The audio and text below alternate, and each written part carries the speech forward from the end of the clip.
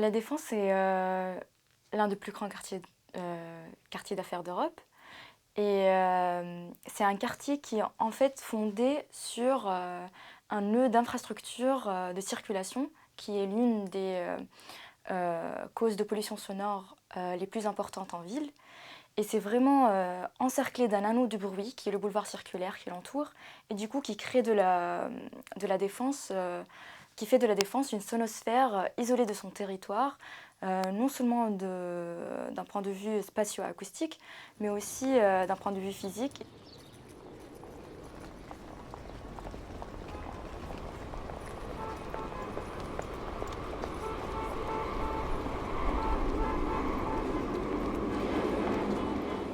L'idée, c'est d'accepter qu'on a ce centre qui est dominé par l'humain, par les sonorités humaines, mais d'essayer de trouver les endroits où je pourrais quand même préserver une certaine continuité de confort acoustique pour les vivants, pour ne pas avoir cet obstacle, cette île urbaine qui ne leur permet pas d'exister.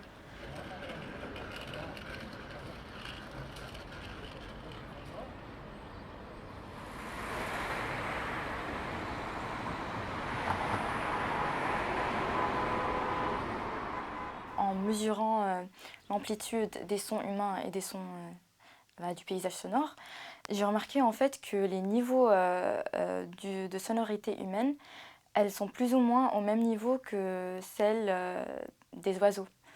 Du coup, c'est vraiment de l'espace acoustique qui est dominé par les voix humaines qui sont beaucoup plus présentes. Parce que aussi on oublie que les êtres vivants, ils ont besoin de communiquer pour exister. Et du coup, s'ils ne peuvent pas s'entendre, s'ils ne peuvent pas communiquer, ils ne peuvent pas exister dans l'espace.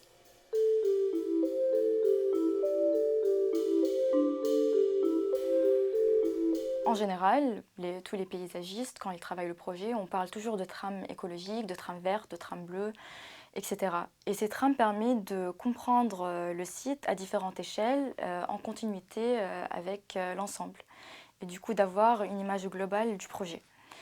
On a une dimension sonore qui manque à cette façon de voir les choses qui est principalement basée sur le visuel, sur le dessin, sur la morphologie physique de l'espace. Et du coup, la notion de trame blanche était intéressante pour moi à réinterpréter parce que ça permet de se servir de son comme outil pour la conception du paysage.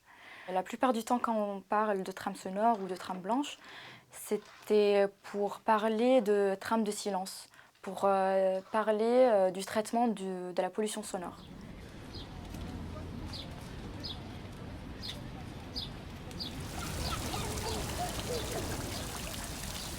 Moi, j'ai réinterprété la notion de trame blanche pour la définir de la façon suivante. La trame blanche, c'est une des trames naturelles qui permet de contribuer à la continuité écologique. C'est une trame qui est constituée des zones qui sont non affectées par la pollution sonore, où tous les êtres vivants, humains et non humains, coexistent, peuvent communiquer et existent en confort acoustique. Donc l'idée, c'est un peu d'inverser cette relation entre le son et le projet, où le son définit le projet.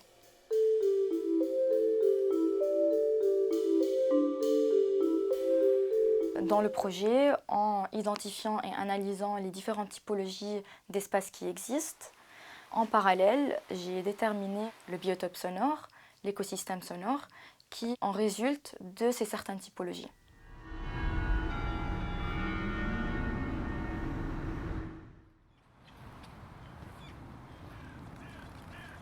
Premièrement, c'est d'identifier les zones où la pollution sonore doit être traitée.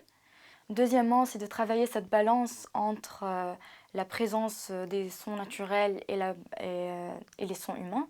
Troisièmement, c'est d'identifier ces zones de silence et de confort acoustique qui existent pour les êtres vivants non humains et de les amplifier et de les préserver acoustiquement.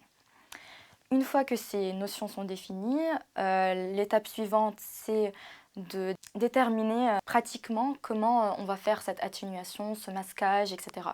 Donc ça peut se faire à partir du choix du matériau, par exemple de choisir un matériel ou un revêtement comme le sol souple par exemple, il ne fait pas trop de réflexion du son, donc ça permet d'absorber plus de son, donc d'atténuer la présence du piétinement par exemple, d'installer des buts, de décider en fait comment morpher et façonner le terrain pour pouvoir contrôler et définir un peu le paysage sonore que euh, le projet va avoir dans le futur.